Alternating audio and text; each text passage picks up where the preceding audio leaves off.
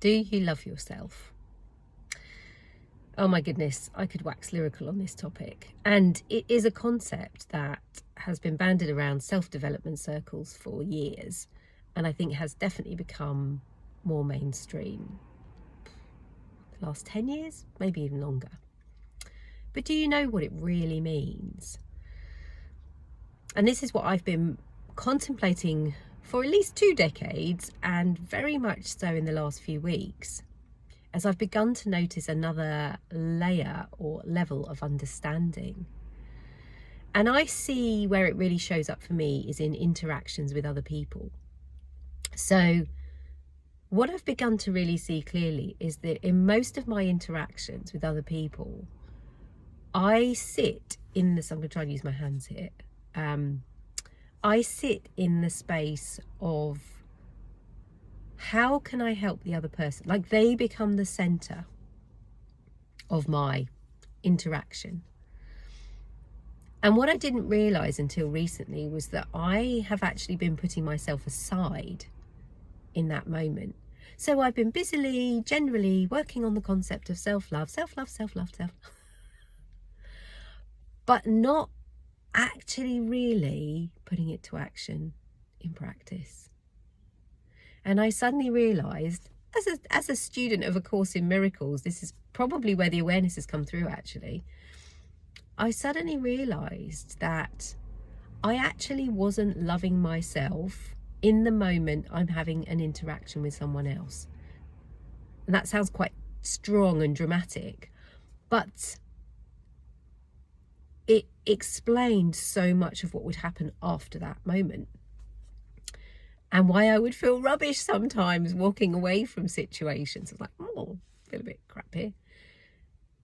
And what I started to understand and sense and feel was, actually, if I sit in a place of deep appreciation, deep self-appreciation, self-love. Now, we're not talking arrogance or conceit or an inflated ego. We're just talking, I was going to say we're talking love, but I know so many people's concepts of love is skewed, really. But the true meaning of love is a very kind of warm space, generous space towards oneself and towards the rest of the world. And so when I sit in that space of deep love and self-appreciation, I'm actually emulating out light. And so then when I speak to the other person and I'm in that space, I'm loving them too. It's easy.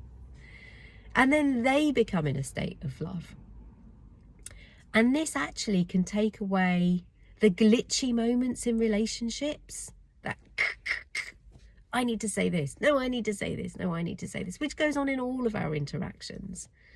You know, where we throw something out, then we take it personally, then we throw something else out, then we take it personally when it comes back, and that's like a tennis match that's never ending.